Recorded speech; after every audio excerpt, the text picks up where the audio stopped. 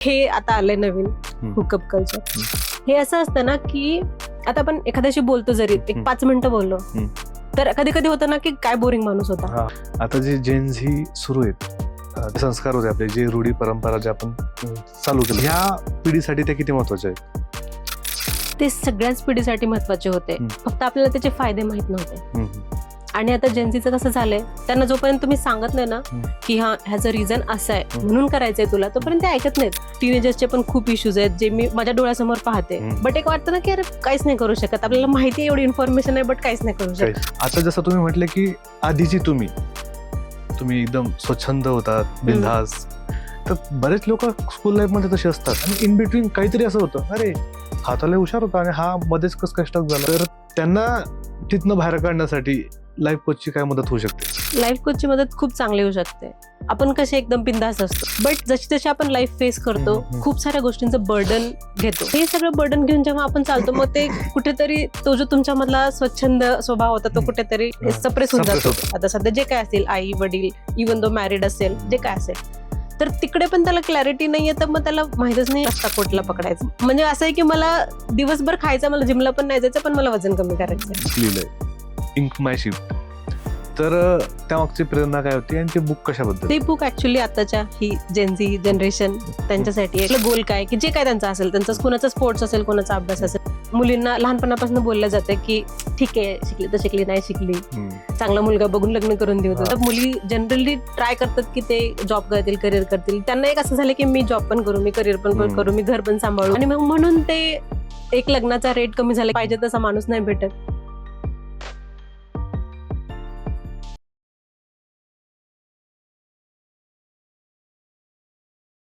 नमस्कार मित्रांनो, cutting by meeting by Chetan Patil या पॉडकास्टवर तुम्हा सगळ्यांचं पुन्हा एकदा स्वागत आहे. मित्रांनो, आज आपल्या पॉडकास्टवर जे पाहुणे आलेत ते थेरपिस्ट आहेत, लाईफ कोच आहेत आणि ऑथर सुद्धा आहेत. पल्लवी एरंडे मॅम, तुमचं मनापासून खूप खूप स्वागत आहे. धन्यवाद. कसे आहेत तुम्ही? खूप छान. मॅम, लाईफ कोच काय करतो याबद्दल आम्हाला जास्त आयडिया काय नाहीये, तर ते तुम्ही सांगितलेलं बरं आहे की लाईफ कोच काय करतोय. लाईफ कोच तुमची जशी रिक्वायरमेंट आहे तसं तुम्हाला कन्सल्ट करतो. जसं तुम्हाला जर ग्रोथवर काम करायचं, तुमचे करिअर गोल्स आहेत, लाईफमध्ये दुसरे काय गोल्स आहेत त्याची क्लॅरिटी पाहिजे तुम्हाला, किंवा तुम्ही कन्सिस्टंट नाही आहे त्या गोष्टींवर, तर त्याच्यासाठी तुम्हाला काम करायचे, तर तुम्हाला तसं कन्सल्टेशन भेटेल. जर तुम्हाला तुमच्या हिलिंगवर काम करायचंय, जर तुम्हाला तुमच्या इमोशन्सवर काम करायचंय, खूप सारे लोक आज एन्झायटी, डिप्रेशन मधनं जातात, त्यांना त्याच्यावर काम करायचंय. लाईफमध्ये खूप सारी निगेटिव्हिटी आहे, म्हणजे त्यांना खूप म्हणजे सेटबॅक झालंय, आता काहीच करावं असं वाटत नाही, तर तुमची जशी रिक्वायरमेंट आहे ना तसं कन्सल्ट आम्ही प्रोव्हाइड करतो ऍज अ लाईफ कोच.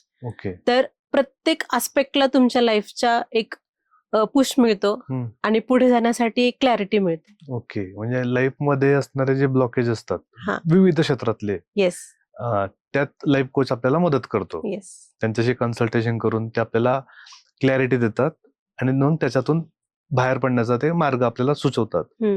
तर या क्षेत्रात तुम्ही काम करावं असं तुम्हाला काय वाटतं? सगळ्यात पहिल्यांदा मी स्वतःवर घेतलेली ह्या एक्सपिरियन्स आहे.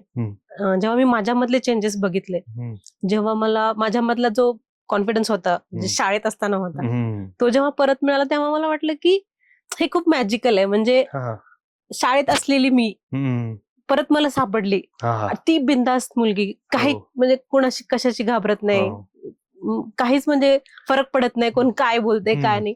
ती मुलगी मला जेव्हा परत मिळाली ह्या स्टेजला, तेव्हा मला वाटलं की हे खूप मॅजिकल आहे आणि हे खूप चांगलं वर्क होतं आणि मी पण हेल्प करू शकते, कारण मी त्या एक्सपिरियन्स मधनं स्वतः गेलेली. बरोबर आहे. बुक्स वाचून सांगण्यापेक्षा जेव्हा माणूस स्वतः एक्सपिरियन्स करून जातो ना, तेव्हा त्याच्यामधले छोटे मोठे खळगे माहीत असतात. आणि मला ते समजल्यामुळं मी हा डिसिजन घेतला. आणि माझी एक खूप चांगली सवय आहे की मी जज नाही करत लोकांना. मला कधीच, म्हणजे लहानपणापासून ती सवय आहे की जेव्हा लोक माझ्याकडे कुठलाही प्रॉब्लेम घेऊन येतात, अगदी कुठलाही, तर माझ्यामध्ये जजमेंट कधीच येत नाही पटकन. बरोबर आहे. तर मग ही माझी खूप चांगली स्ट्रेंथ मला फील झाली या पूर्ण जर्नीमध्ये. तर मग म्हणलं की मी करू शकते हेल्प, आणि मी या क्षेत्रामध्ये पण काम केलं पाहिजे. जसे आता टीनेजर्सचे पण खूप इश्यूज आहेत जे मी माझ्या डोळ्यासमोर पाहते, बट एक वाटतं ना की अरे काहीच नाही करू शकत, आपल्याला माहिती एवढी इन्फॉर्मेशन आहे बट काहीच नाही करू शकत. तर मग त्याच्यामुळे मी म्हणजे IT सोबत हे पण स्टार्ट केलं मग. बरोबर आहे. आता तुम्ही जसं म्हटलंय की तुम्ही कधीच कोणाला जज नाही करत, तर ती क्वालिटी खरंच खूप महत्वाची एका लाईफ कोच मध्ये. कारण एखादा माणूस त्याचा पर्सनल एक्सपिरियन्स असेल, इश्यूज शेअर करतो, तर कोणी जज केलं की त्याला अजून फिअर क्रिएट होईल. तर तो Correct. निर्भीडपणे मन मोकळेपणाने सांगू शकतो की असं असं मला होतंय आणि यातून मला बाहेर पडायचंय. आता जसं तुम्ही म्हटले की आधीची तुम्ही एकदम स्वच्छंद होतात, बिनधास्त.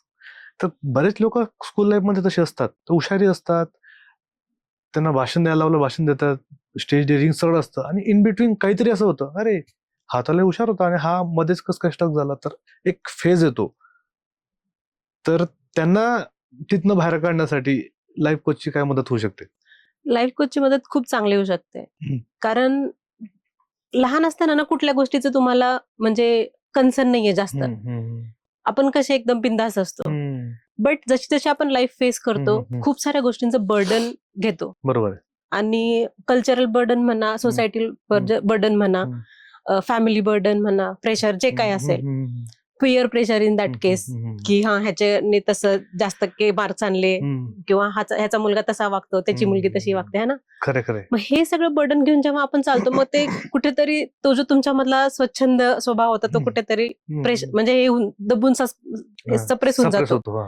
आणि मग माणूस एक वेगळ्या त्याच्या वेगळ्या व्हर्जनला म्हणजे फेस करायला लागतो. आणि मग त्याला क्लॅरिटी येत नाही की यार चाललंय काय नेमकं, मला काय करायचंय पुढे जाऊन. मला हे करायचं होतं पण त्याच्यामध्ये मला सक्सेस नाही भेटलं, तर मला ते करायचंय पण मी हे नाही करू शकत, कारण मग मला ही रिस्पॉन्सिबिलिटी आहे.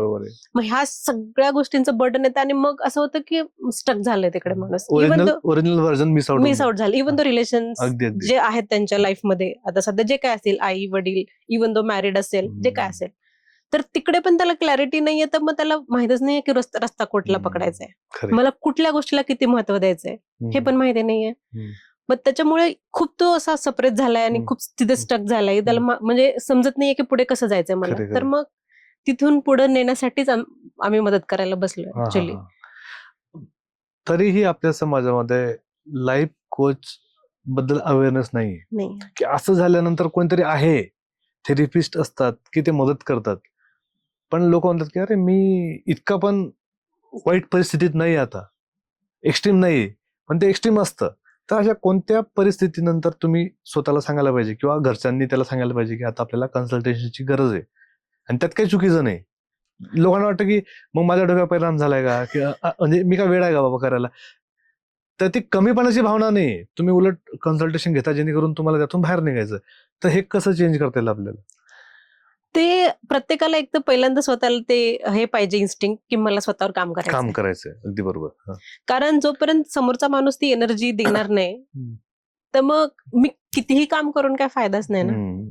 मी कितीही कन्सल्टेशन 1.5 तास जरी बसले समोरच्याला मला काहीच करायची इच्छा होत नाहीये, तर मी काहीच नाही करू शकत. त्यांचेही प्रयत्न कारण डॉक्टर गोळ्या देतो तर ते घ्यायला तर लागतील. अगदी बरोबर आहे. तुम्हाला गोळी पण घ्यायची नाही, तुम्हाला काहीच नाही करायचं, मला काहीच नाही करायचं, मग काहीच नाही होऊ शकत. म्हणजे असं आहे की मला दिवसभर खायचं, मला जिमला पण नाही जायचं, पण मला वजन कमी करायचंय, असं नाही होणार ना. मग थोडेसे एफर्ट्स लागतील. एक गोष्ट पाहिजे की मला माझा उद्याचा दिवस आजच्या दिवसापेक्षा बेटर पाहिजे. अगदी बरोबर. ही छोटीशी गोष्ट जर आपण आत्मसात केली ना सगळ्यांनी, तर कन्सल्टेशन काही फार मोठी गोष्ट नाहीये.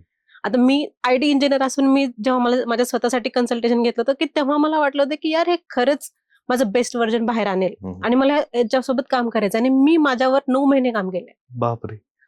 9 महिने लागले मला माझं शाळेचं व्हर्जन परत मिळवायला, डिप्रेशन मधनं तिथपर्यंत पोहोचण्यासाठी. आणि मग ह्या 9 महिन्यानंतर जेव्हा मी डिसाईड केलं, मला असं वाटतं की म्हणजे जेव्हा मी काम करते लोकांसोबत तर कुठेतरी मध्येच स्टॉप करते की आता मला ह्याच्या पुढे नाही करायचं. मग तुम्ही तिथे स्टॉप होणार ना.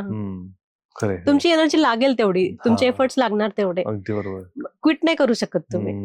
मला 10 किलो कमी करायचं, मी 5 किलो कमी करून जर आता होत नाही, मी बंद करते, तर मग कसं होणार? नाहीच होणार. म्हणजे स्टक आपण 3-3, 4-4 वर्ष होतो, त्यात सेटल होतो, पण निघण्यासाठी आपल्याला 2-3-4 महिने वेळ नसतो. हे किती वाईट आहे. तसं नको व्हायला पाहिजे. इन बिटवीन तुम्ही ते बुक लिहिलंय, इंक माय शिफ्ट, तर त्यामागची प्रेरणा काय होती आणि ते बुक कशाबद्दल? ते बुक ऍक्च्युली आताच्या ही जेनझी जनरेशन त्यांच्यासाठी आहे, कारण खूप सारा इन्फॉर्मेशन आहे इंटरनेटवर, त्यांच्याकडे ऍक्सेस आहे, त्यांच्याकडे फोन, इंटरनेट सगळं आजकाल प्रत्येक मुलाच्या हातात आहे. आणि इतकी इन्फॉर्मेशन आहे, बिलकुल ती स्ट्रक्चर्ड इन्फॉर्मेशन नाहीये, काही सही इन्फॉर्मेशन आहे, काही चुकीची इन्फॉर्मेशन आहे. आणि प्रॉब्लेम असा झालाय की इन्फ्लुएन्सर्स एवढे झालेत, त्यांना सगळ्या गोष्टी खऱ्या पण वाटतात.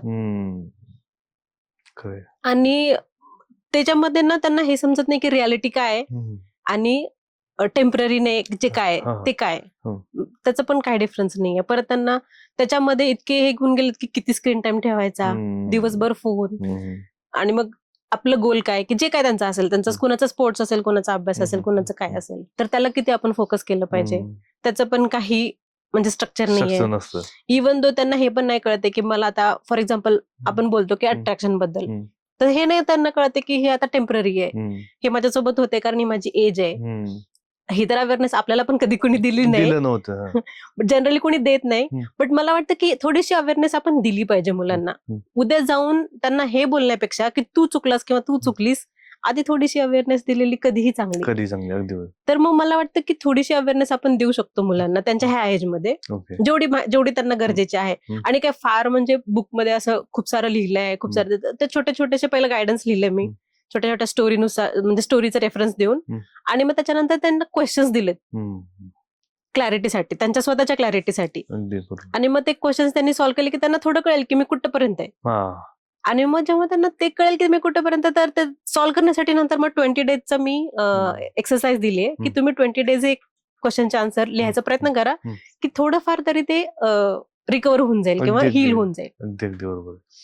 आता ह्या बुकमध्ये मुलींसाठी एक सेपरेट चॅप्टर तुम्ही दिलंय, तर ते कशाबद्दल आहे आणि मुलींसाठी सेपरेट चॅप्टर देण्याची काय गरज पडली? म्हणजे ऍक्च्युली आपल्या समाजामध्ये म्हणजे अजून पण असं आहे की मुलींना लहानपणापासून बोललं जातं की ठीक आहे, शिकली तर शिकली, नाही शिकली, चांगला मुलगा बघून लग्न करून देऊ तुझं, है ना.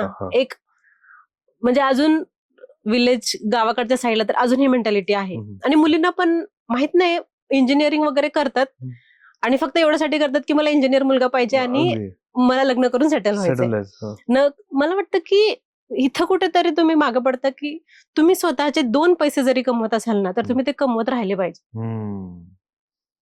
कारण लाईफ खूप अनप्रिडिक्टेबल आहे, तुम्हाला तेव्हा माहित नसतं, बट जेव्हा फेस करायला लागते तर एक असतं ना की बाबा फॉर एक्झाम्पल काही झालंय पुढे जाऊन, तुम्हाला हस्बंड जे काय असेल ते चांगले नाही भेटले किंवा तुमचं नाही राहिलं रिलेशनशिप जे काय असेल, तर त्या स्टेजमध्ये तुम्ही जर परत येऊन फाईट करत असाल, तर तुम्हाला जो सपोर्ट आहे तुमच्या माहेरच्यांचा किंवा असेल नसेल त्या केसमध्ये, तर तुम्ही जर तुमच्या ब्रेडसाठी पण जर तिथे स्ट्रगल करत असाल, एज्युकेशन घेऊन, तर मग काय पॉइंट आहे? बरोबर. तर तुम्ही तुमच्या करिअरवर पहिलं फोकस करा, कारण बाकी सगळ्या गोष्टी मिळतील नंतर. बट मुलींना परत एकतर गॅप झाल्यानंतर किंवा शिक्षण राहिलं तर शिक्षण गॅप झाल्यानंतर कोणी कम्प्लीट करायला सपोर्ट करत नाही. तर जोपर्यंत भेटतं तोपर्यंत कम्प्लीट करून घ्या, तुमचं करिअर करून घ्या, कारण तुमच्यासाठी खूप स्ट्रगल मोठा असणार आहे, कारण सपोर्ट कोणीच नाही करत.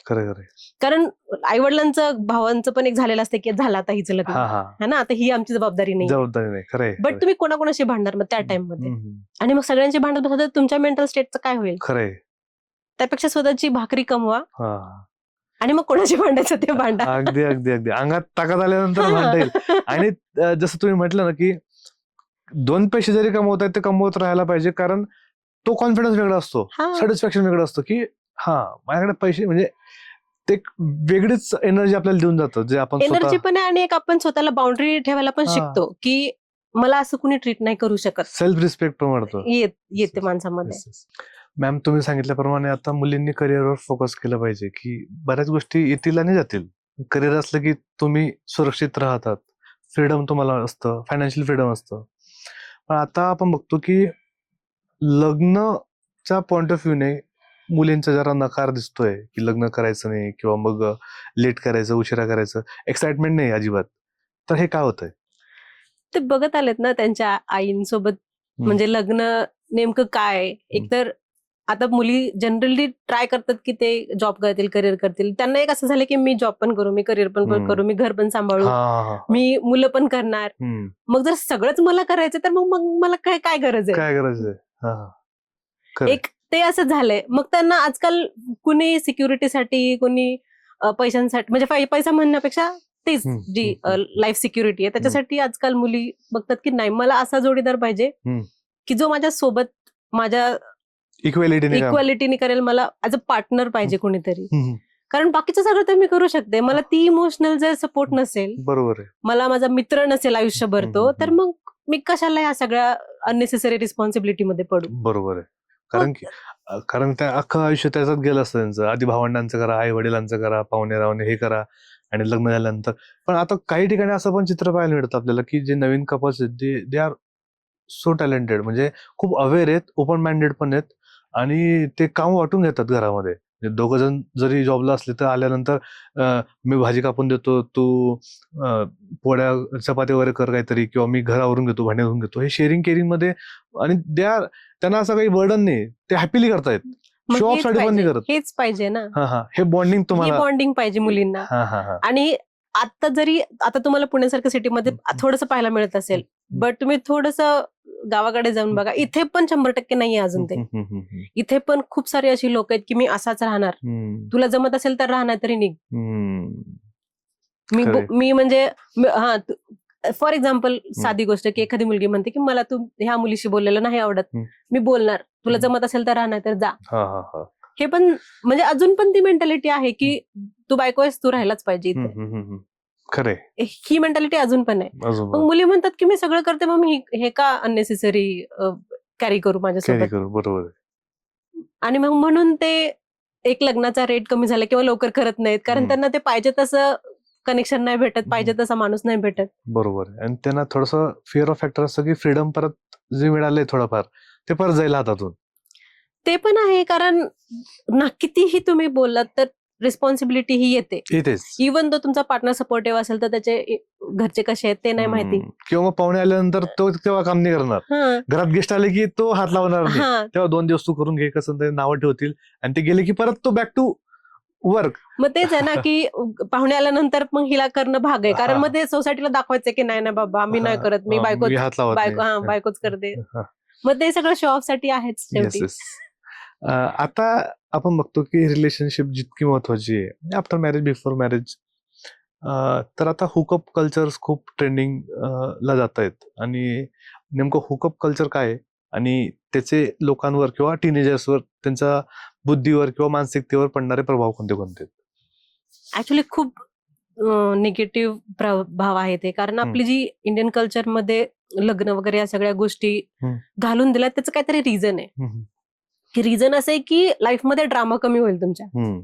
पहिली गोष्ट की तुम्ही एक जोडीदार निवडतात आणि तुम्ही तुमच्या पुढच्या जर्नीसाठी, स्पिरिच्युअल जर्नी म्हणा, तुमची जी काही जर्नी असेल, करिअर जर्नी असेल, त्या जर्नीसाठी पुढे निघता तुम्ही. मग तुम्हाला एक अचिव्हमेंट आधी म्हणजे आहे तुमच्याकडे आणि तुम्हाला आता पुढे जायचंय, तर त्याच्यासाठी हे सगळं कल्चरनी आपल्या बांधून दिलंय आपल्याला. अगदी बरोबर. बट आपण म्हणजे आता आपल्या सोसायटी ह्याच्यामुळे सगळं ते मेसअप झालंय आता ऍक्च्युली, कारण लोक पार्टनरकडे पार्टनर म्हणून बघण्यापेक्षा बाकीच्या गोष्टी की हिचा बाप मला किती हुंडा देऊ शकतो, किंवा ही दिसायला छान आहे का, किंवा ही किती कमवून आणू शकते, किंवा हा मुलगा किती कमवतो, ह्याच्या घरचे कसे आहेत, बेनिफिट्स सगळं बेनिफिट्स मध्ये आज सगळं मेसअप झालंय. मग आपण पार्टनर पेक्षा दुसरं काहीतरी शोधायला जातो, आणि मग जेव्हा पार्टनर एकमेकांना फेस करतात तेव्हा मग सगळं मेसअप होतं. म्हणून मग लोक काय करतात की नाही आता मी लग्न नाही करणार, जे काय त्यांचे डिसिजन्स आहेत. मग हे आता आलंय नवीन हुकअप कल्चर. हे असं असतं ना की आता आपण एखाद्याशी बोलतो, जरी एक 5 मिनिटं बोललो तर कधी कधी होतं ना की काय बोरिंग माणूस होता, किंवा काय डोकं खराब केलंय अरे माणसानी, असं होतं. कोणाकोणाची एनर्जी नाही मॅच करत आपल्यासोबत, है ना, कारण प्रत्येक माणूस वेगळी फ्रिक्वेन्सी कॅरी करतो. तर मग जेव्हा तुम्ही असं कनेक्ट करता लोकांसोबत, ते तर अशी स्टेज असते की you are open to exchange energies, है ना. मग तुम्ही त्या स्टेजमध्ये जेव्हा एनर्जीज एक्सचेंज करता, तर किती सारं बर्डन समोरचा माणूस कॅरी करतोय तुम्हाला माहित नाही, किती सारी निगेटिव्हिटी समोरचा माणूस कॅरी करतोय तुम्हाला माहित नाही. तुम्ही काहीच नाही ओळखत त्या माणसाला, आणि कुठे ना कुठे ते एक्सचेंज झाल्यानंतर तुमच्यामध्ये त्या गोष्टी ट्रान्सफर होतात आणि 100% होतात. तुम्हाला आज नाही कळत, पण काही दिवसांनी ते लक्षात यायला लागतं. आणि अटॅचमेंट कुठेच नाहीये. Just need. हा, मग ही जी आपण ऍज अ ह्युमन आपल्याला एक असतं की अटॅचमेंट पाहिजे जनरली. आणि ते सगळ्या गोष्टी जेव्हा तुमची अटॅचमेंट आहे, जेव्हा तुम्ही समजता माणसाला, जेव्हा तुमची इव्हन असं पण असतं ना की पहिलं लग्न झाल्यानंतर पहिले 6 महिने सगळं चांगलं असतं, नंतर भांडणी वगैरे सुरू होतात, कारण एनर्जीज मॅच होत नाहीत, कॉन्फ्लिक्ट होतात. मग परत जेव्हा बॅक टू नॉर्मल येतात दोघांच्या एनर्जीज, तेव्हा मग सुरळीत चालू होतं तुमच्या संसाराचा गाडा. मग ह्या गोष्टीला पण सेटल व्हायला एवढे दिवस लागतात, पूर्ण विधिवत वगैरे लग्न करून. मग ते तर किती एनर्जी तुम्ही कॉन्फ्लिक्ट कॅरी करताय, आणि प्रत्येक वेगळ्या माणसाची वेगळी वेगळी एनर्जी तुम्ही स्वतःमध्ये कॅरी करताय, आणि अननेसेसरी बर्डन घेऊन चालताय. तर मग ते कसं तुमची मेंटल स्टेट चांगली राहील. बरोबर आहे. आणि ह्या सगळ्या गोष्टींमध्ये जेव्हा तुम्हाला खरा पार्टनर मिळतो, तेव्हा त्याची एक तर व्हॅल्यू राहत नाही, किंवा मग तुम्ही त्यांना पण त्याच वेने बघतात. इतक्या वेळेस ते मेसअप झालेलं असतं की नंतर वाटतं की सब एक जैसे, मग सगळ्यांना. आणि तुम्ही जरी हुकअप म्हणत असाल ना, तर कुठे ना कुठे माणूस ते कनेक्शन शोधायलाच गेलेलं असतं. हा, माणूस आहे, त्याला कनेक्शन शिवाय बाकीच्या कनेक्शन शोधायलाच गेलेलं असते, बट ते आपण आता कनेक्शनला वेळात काढत असतो. हा, कनेक्शनला नवीन शब्द आला तो वाईब. वाईब मॅच व्हायला पाहिजे त्यांची. वाईब झाली की मग ते बाकीच्या गोष्टी ते मॅच करतात. मग ते सगळे बर्डन्स घेतात, आणि मग शेवटी स्वतःची लाईफ, स्वतःचं पूर्ण मेंटल स्टेट खराब करून टाकतो आपण. Yes yes. आता जे जेन्स ही सुरू आहेत, तर भारतीय व्यवस्था जी होती, म्हणजे त्यात जे संस्कार होते आपले, जे रूढी परंपरा जे आपण चालू केलं होतं जीवन जगण्यासाठी, ज्या पद्धतीचा अवलंब आपण करत होतो, इम्प्लिमेंटेशन करत होतो, तर ते किती महत्वाच्या होत्या, जे आपल्या पूर्वजांनी केल्यात किंवा आपल्या आई वडिलांनी ज्या फॉलो केल्यात, तर ह्या पिढीसाठी त्या किती महत्वाच्या आहेत? ते सगळ्याच पिढीसाठी महत्वाचे होते, फक्त आपल्याला त्याचे फायदे माहित नव्हते. आणि आता जेन्झीचं कसं झालंय, त्यांना जोपर्यंत तुम्ही सांगत नाही ना की ह्याचं रिझन असं आहे म्हणून करायचंय तुला, तोपर्यंत ते ऐकत नाहीत. ते विदाउट रिझन काहीच नाही करत. आपल्याला कसं होतं की तू आता 6च्या नंतर जेवायचं नाही, तर मग आपण आईने सांगितले नाही जेवायचं तर नाही जेवायचं, नाही खेळायला जायचं नाही तर नाही जायचं, तर नाही जायचं, असं होतं आपलं. काय विचारलं की मग फटके. पण आता तसं नाहीये, त्यांना रिझन पाहिजे. त्यांना जर तुम्ही बोलला की 6च्या नंतर नाही जेवायचं, फॉर एक्झाम्पल सांगते मी की 6च्या नंतर जेवण चांगलं नाहीये, तर ते का, मग ते जाणार इंटरनेटवर शोधणार, मग इंटरनेटवर पहिल्या चांगल्या गोष्टी येणार, मग नंतर वाईट गोष्टी पण येणार, मग ते पहिलं वाईट गोष्टी सांगणार की एवढ्या वाईट गोष्टी आहेत. मग त्यांना प्रॉपर रिझन सांगायला लागतं. आणि प्रॉब्लेम असा आहे की आपल्याच जनरेशनकडे आन्सर्स नाहीयेत, कारण आपण कधी विचारलेच नाहीयेत. अगदी बरोबर आहे, खरं. तर मग आपण आपल्या मुलांना काय सांगणार? Yes yes yes. दारापुढे चप्पल उलटी ठेवायची नाही, ठेवायची, संपला विषय. असं आहे. आणि मग पूजा कशाला, आता आपण जरी मंदिरात जातो, तर मुलं म्हणतात मंदिरात जायची काय गरज आहे, घरी पूजा कर. तर त्यांना त्याचं उत्तर द्यायला लागतं की मंदिरात का जावं लागतं, पूजा करायची काय गरज आहे. मग ही उत्तर आपण कधीच घेतली नाहीत आपल्या आई वडिलांकडून. तो आपला ड्रॉबॅक होता. इव्हन दो आता मी माझ्या बुकमध्ये जे लिहिलंय की गुड फ्रेंड्स बॅड फ्रेंड्स कसे ओळखायचे, तर आपण कधीच, आता एक आईने जरी सांगितलं की ती मुलगी चांगली नाही, तिच्यासोबत जाऊ नको, तर संपला विषय, तिकडे नाही जायचं. आजकाल मुलांना सांगायला लागतं की बाबा हा डिफरन्स आहे, तू समजून घे आणि मग तू डिसाइड कर. इतकं क्लॅरिटी त्यांना द्यायला लागतं, तेव्हा ते ऐकतात. बरोबर बरोबर, खरंय.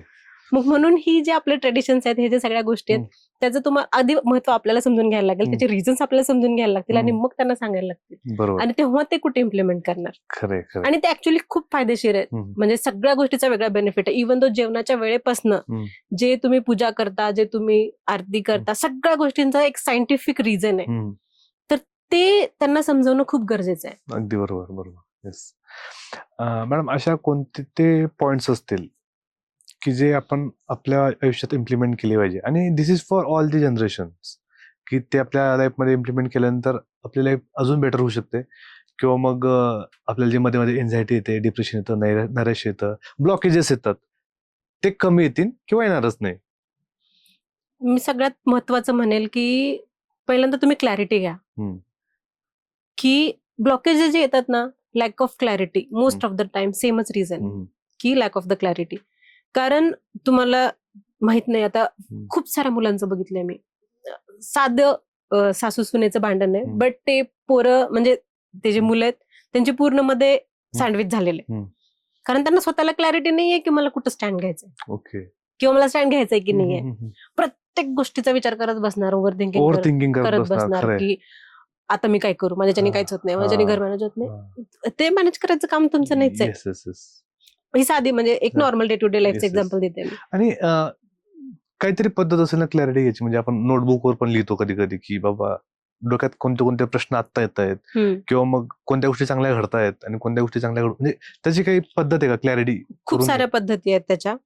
तर आता समोरच्या माणसाला जे बेनिफिशियल, जी मेडिटेशनची पद्धत आहे, गायडेड मेडिटेशनची पण पद्धत आहे. आम्ही जर्नलिंग पण देतो. ओके. की काही सेट ऑफ क्वेश्चन्स देतो, depends on your Yes, issue. yes.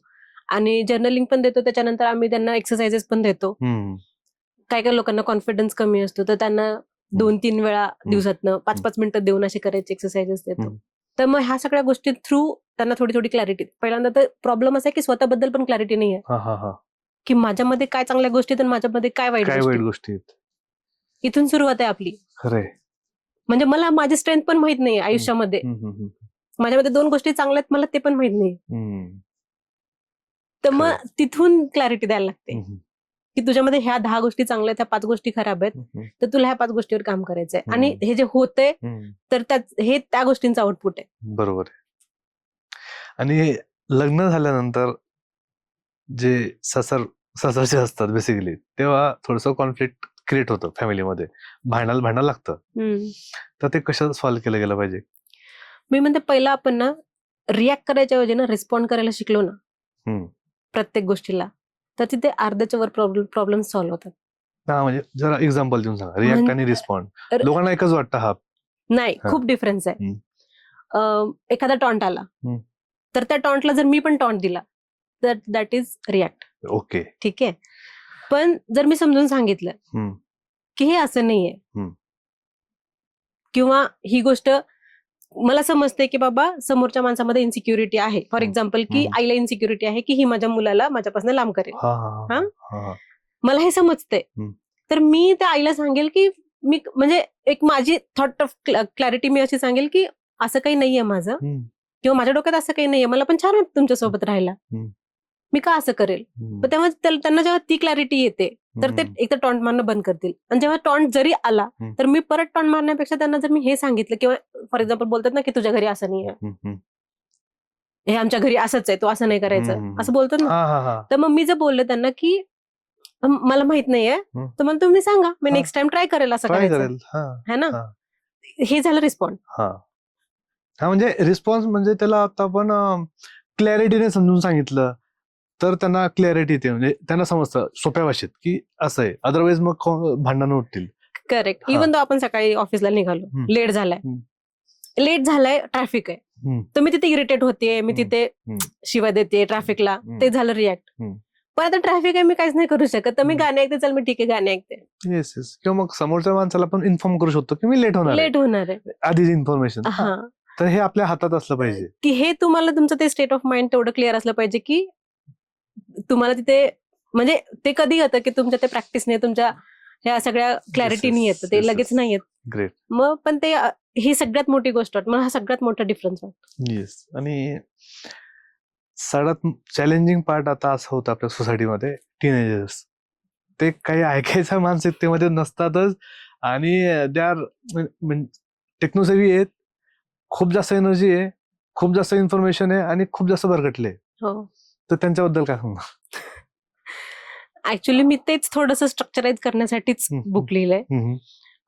थोडंसं त्यांना आपल्या कल्चरशी कनेक्ट करण्यासाठी आपल्या स्टोरीज ऍड केल्यात, की त्यांना थोडंसं आता आपल्याच इंडियन कल्चरच्या आयुर्वेदिक गोष्टी आहेत, त्यांना माहिती असतात, बट त्या कुठून माहिती असतात त्यांना, जे फॉरेन कल्चरचे लोक जे रील्स बनवतात तिकडून माहिती असतात. हे आपलंच कल्चर आहे हे त्यांना माहिती नसतं.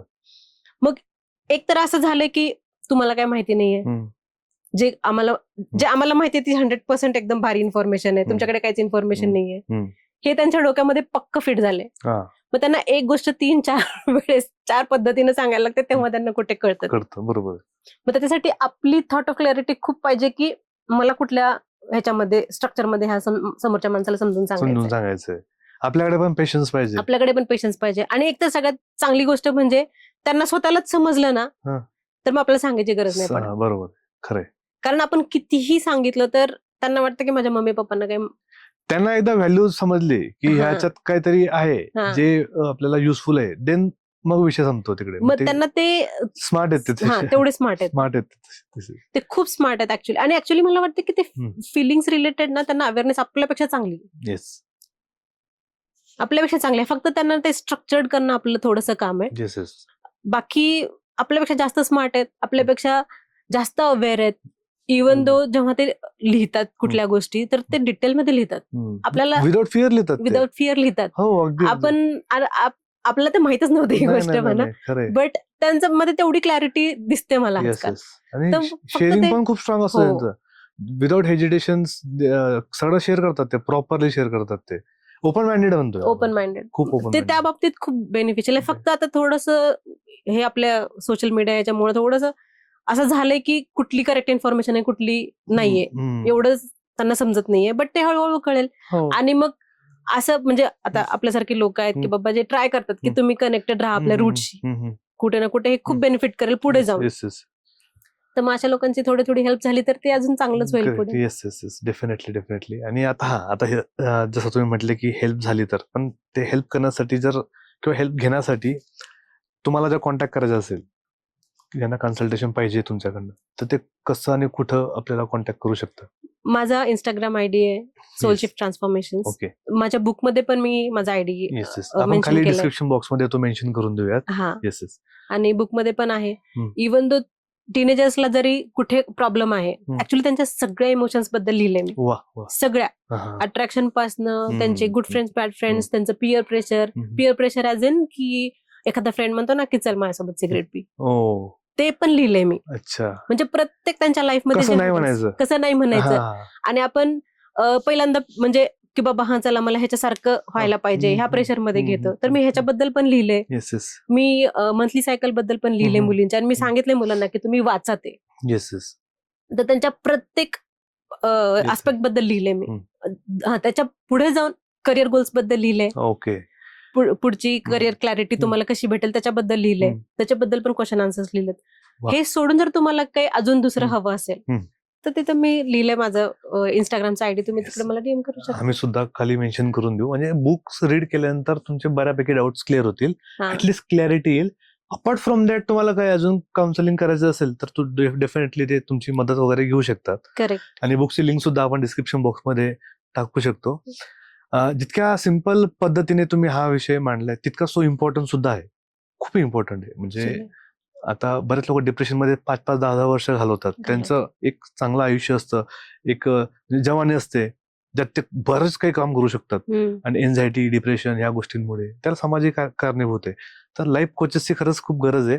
आणि लाईफ कोचेस किती असले पण तुम्ही तिथपर्यंत पोहोचायला पाहिजे आणि फुल ट्रस्टने पोहोचायला पाहिजे. कारण ते जे सांगतील त्या गोष्टी, त्या एक्सरसाइज, ती ट्रीटमेंट म्हणा, त्या तुम्ही इम्प्लिमेंट केल्या गेल्या पाहिजे. अदरवाईज देव जरी खाली उतरून तुम्हाला सांगेल तरी आपण काही करू शकत नाही. बोलतो ना आपण की जो माणूस स्वतःची मदत नाही करू शकत त्याची देव पण नाही करत. एक्झॅक्टली. आणि तुम्हाला कधी वाटतंय की ओव्हर थिंकिंग होते तर कधीतरी कन्सल्टेशन घ्या, जाऊन बघा ऍटलिस्ट की मला खरंच गरज आहे का. यासाठी पण कन्सल्टेशन असतं की माझी मानसिक पातळी खरंच बियॉन्ड लिमिट गेली का, मला आता खरंच कन्सल्टेशनची गरज आहे का बाकीचे एक्सरसाइज करून आपल्याला ते सॉल्व्ह करता येईल. तर थँक्यू सो मच, तुम्ही इथं आलात. आणि खूप कॉम्प्लिकेटेड सब्जेक्ट होता, कारण की याच्यामध्ये बरेच जनरेशन इन्व्हॉल्व आहेत. म्हणजे जसं आपण म्हटलं की सासऱ्यांकडचा प्रेशर, आपली जनरेशन आणि जेनजी जे आता टीनेज मध्ये, 3 जनरेशन मध्ये असणारे जे इश्यूज आहेत ते आपण गॅप आहेत. आणि गॅप्स पण आहेत आणि इश्यूज कडे पाहण्याचा पॉइंट ऑफ व्ह्यू वेगळा आहे. आणि त्या मांडण्याचा किंवा सॉल्व्ह करण्याच्या पद्धती पण वेगवेगळ्या आहेत तिघांमध्ये. ठीक आहे. तर त्या एक स्ट्रक्चरल वेने तुम्ही समजावून सांगितलं की कोणत्या जनरेशनचा माणूस आहे, त्याला कोणत्या पद्धतीने समजावलं गेलं पाहिजे जेणेकरून त्याला पटकन त्याचे फायदे दिसेल आणि तो इम्प्लिमेंट करण्यासाठी तयार होईल. तर खूप भारी वाटलं. म्हणजे सगळ्या जनरेशनसाठी हा पॉडकास्ट खरंच इम्पॉर्टंट आहे. आणि थँक्यू सो मच अगेन. तुम्हाला कसं वाटलं इथे? मला खूप छान वाटतंय. मला असं वाटतंय की मी एकदम कम्फर्टेबल घरी बसून बोलते आणि बिलकुल हे नव्हतं, डाऊट नव्हता की काय बोलायचं काय नाही बोलायचं. तर मग छान वाटतंय आणि आपण चांगली चर्चा केली सगळ्यांबद्दल. नक्की. मला खरंच आवडलं. आणि बऱ्याच गोष्टी आम्हाला सुद्धा माहिती नव्हत्या की लाईफ कोचचं हे काम असतं आणि लाईफ कोच या इतकं महत्वाचं काम असतं. सो थँक्यू अगेन, आणि आय होप तुम्हाला हा एपिसोड आवडला असेल. असेच एपिसोड पाहण्यासाठी चॅनलला लाईक, शेअर, सबस्क्राईब करायचं विसरू नका. Thank you so much for watching this video. Thank you so much. Thank you.